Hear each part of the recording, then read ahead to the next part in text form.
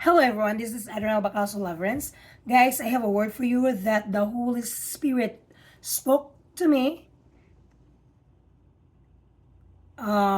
This words is from last year, from May 8, 2024. The title of this message is Put Things into Perspective. So I did the research about that. Reference is Google, Oxford Dictionary. Put things into perspective means correctly regard something in terms of relative importance. What does it mean to put things into perspective? When you put things in perspective, you take something that's usually difficult to understand and you compare it to something else.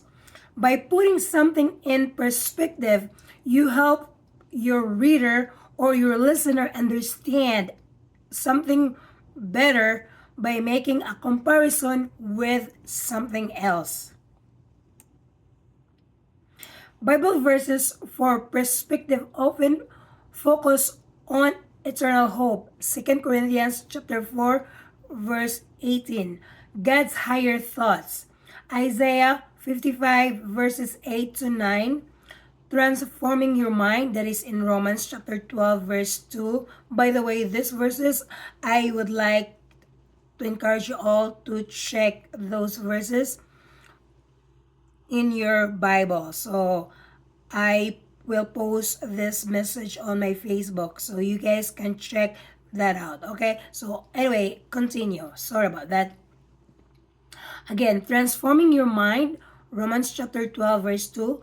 Finding contentment in Philippians chapter 4 verses 11 to 13. And overcoming evil with good, Romans chapter 12 verse 21. Shifting focus from temporary troubles to God's greater and seen reality, His plans and His enduring presence. Eternal versus temporary.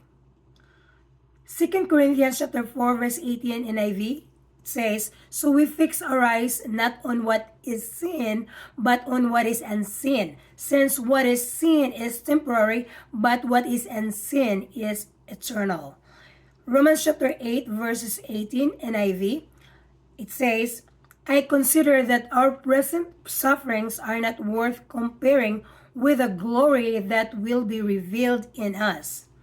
In Luke chapter 9 verse 25 NIV, it says, what good is it for someone to gain the whole world yet forfeit their soul? Okay, God's view versus ours. Isaiah chapter 55 verse 8 to 9 NIV, verses 8 to 9 NIV, it says, for my thoughts are not your thoughts, neither your ways my ways, declares the Lord. As the heavens are higher than the earth, so are my ways higher than your ways, and my thoughts than your thoughts. 1 Samuel chapter 16 verse 7 NIV, it says, the Lord does not look at the things people look at. People look at the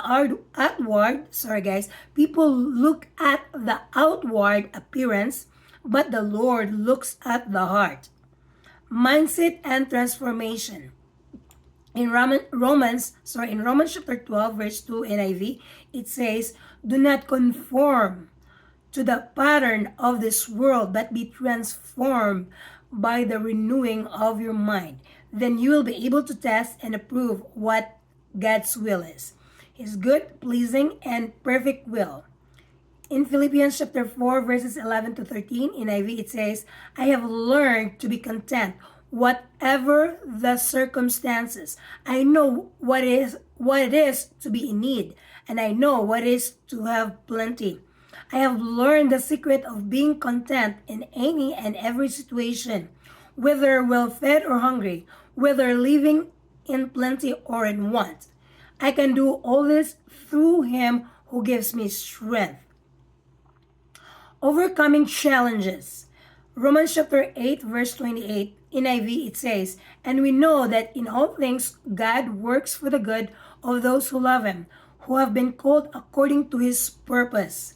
In Romans chapter 12, verse 21, NIV, it says, do not be overcome, again, do not be overcome by evil, but overcome evil with good.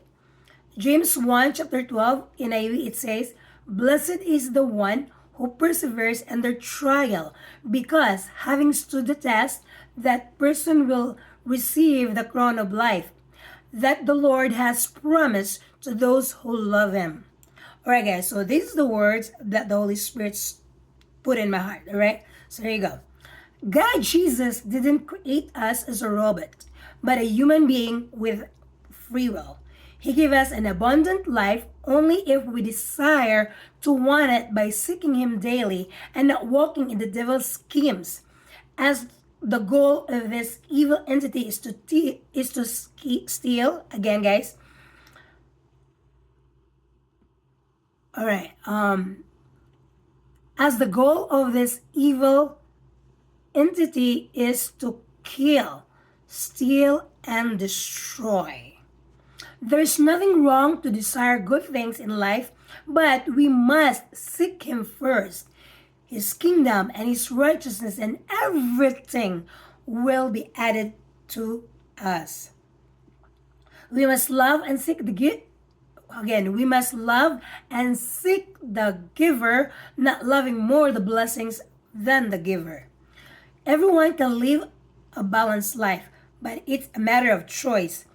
Jesus Christ is not restricting us to prosper financially, as long as we'll put Him above everything else and above all else, even above ourselves or yourself. So, this is an ad-lib. We must live a balanced life and put things in order.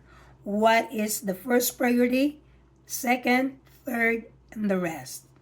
Alright guys, so I hope these words encourages you and you have a blessed day. Bye-bye.